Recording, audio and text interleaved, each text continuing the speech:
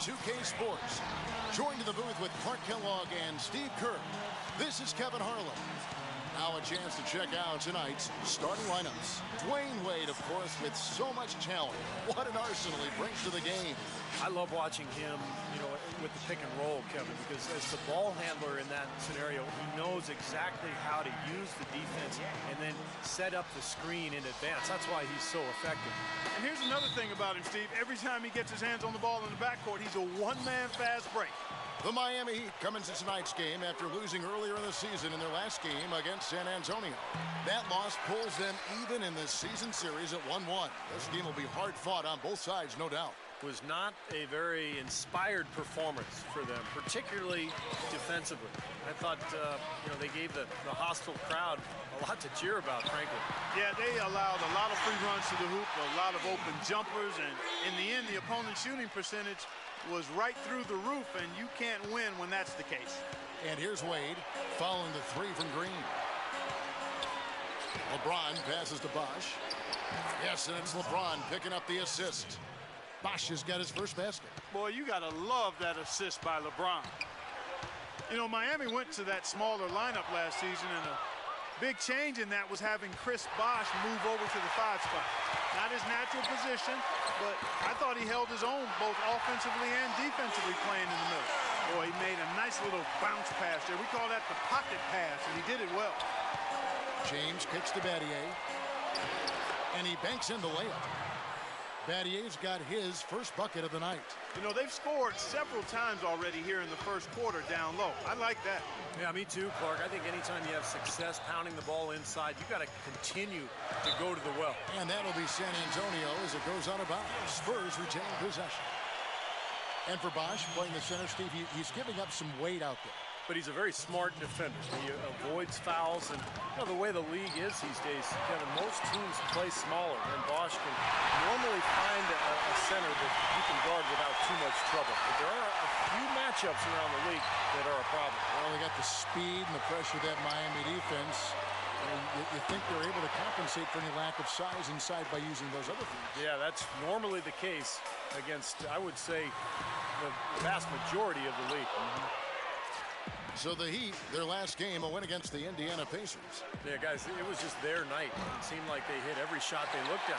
Absolutely. It was just one of those games where the hot shooting of a couple of players eventually just infected everybody. Here's Diaw. And no good trying to get that one. A good close. Up to this point, a closely contested game as we start the second quarter. And let's quickly break down the game we've seen from Miami, guys. Well, the thing they tried to establish right away was the presence down low. You look at the points in the paint. I think that's been the difference. Yeah, and I like the fact, Steve, that they're not settling for the outside shots. I mean, go in there and get what you want. Keep attacking the rim. And for Miami, look at who they've got out there. Norris Cole is out there with Allen. Then there's Lewis. Then there's Anderson, and it's Jones in at the small forward position. And here's Mills after the three-pointer from Jones. Mills dishes to Duncan. He feeds it to Diaw. And it hung on the rim, but wouldn't fall for him. Last game for the Spurs, they pick up the W against Oklahoma City. And that game, guys, was really a perfect example of how important your bench can be. I thought the reserve production was really the key. Exactly. That was where a lot of their scoring came from. It was a big game for the backups.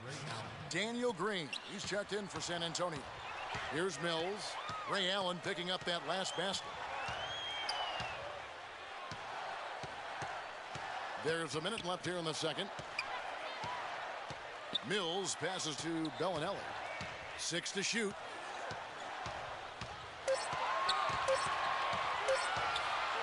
Let's go. San Antonio again missing.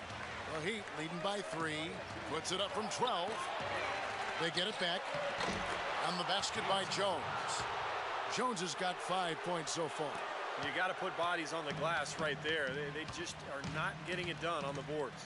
Yeah, they've got to do a much better job of going harder than that to the glass.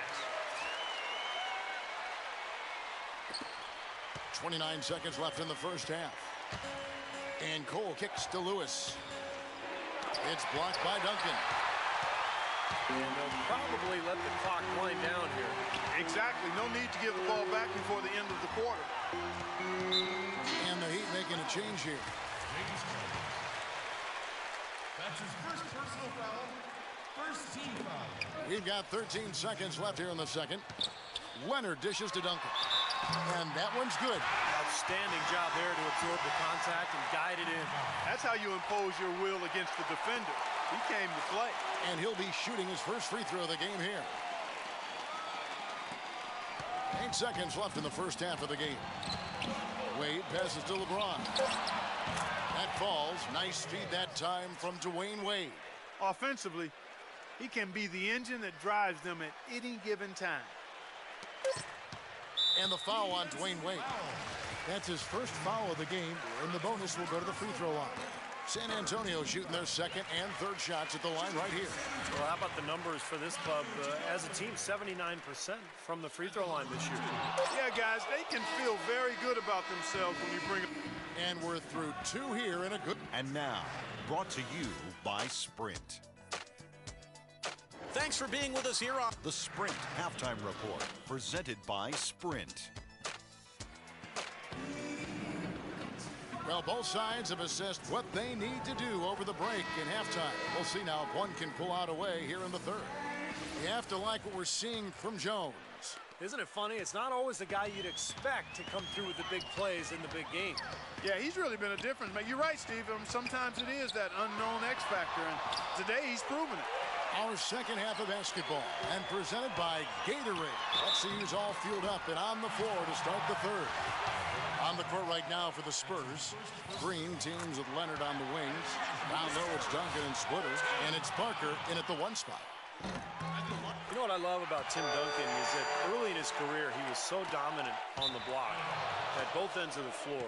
And as his career has gone on and he's taken on a little bit lesser role with the Spurs, it's never bothered him. He's just accepted whatever role Greg Popovich asked of him. And now he's still a very effective player. But the Spurs have become more of a perimeter type team, and that's just fine with him. 1:29 left here in the third quarter. Wade against Green. Right side Green. Just 5 on the clock. Kicks to Leonard. Stolen by Bosch. Green with the block. Second chance shot. Bosch misses. Not too much congestion in the lane. I think he could have gotten a better shot that time, no question. The shot by Parker, and they cash in right away with the quick shot. Parker's got his second bucket. Steve, you're talking about Tim Duncan accepting a changing role as time goes on. And, you know, what can be a challenge, you think, Clark, for a guy like that when he has to grow into different positions over the course of his career? Well, for Tim Duncan, I don't think it was hard at all because it's all about winning for him. It's not about the numbers. As long as he contributes to winning, then that makes him happy. So he adjusted, but it wasn't a big deal for him. Chris Anderson is checked in for the Heat. Allen comes in for Shane Battier. And Parker, here we go. There's 37 seconds left to play in the third. Leonard, no luck. Well, I like the defense there. Right up in his grill, didn't give him a chance. To the inside, Leonard with the steal. Ginobili kicks to Splitter. Beautiful dish, and the layup goes down. Splitter's got the lead up to 3 now for San Antonio. For Miami, they've gone 0 of 4 from the field in the second half. Yet to find the mark. LeBron, that's a 2-pointer, and that one comes up a bit short. Well, you have to get a hand into his face because that's his range right there. That's tipped, stolen by Allen. Here's Wade. Laid in with a nice touch off the glass. Great anticipation and awareness to come up with the steal and trigger the fast break. Wow, and now it's just a one-possession game thanks to that quick hitter. Fantastic basketball. It's still anybody's game as we've reached the end of 3. Spurs lead by 1 and will return shortly. 3 quarters of play in a close game here.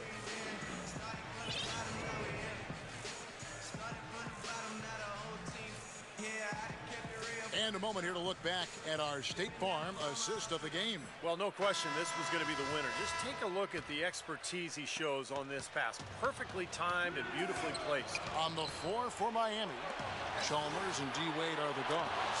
Ray Allen and LeBron James the forwards. And it's Battier in at the 5. Rome in the paint. He's such a clutch shooter, Kevin. He just lives for the big shot. Parker dishes to Leonard. That drops, and it comes off an assist from Parker.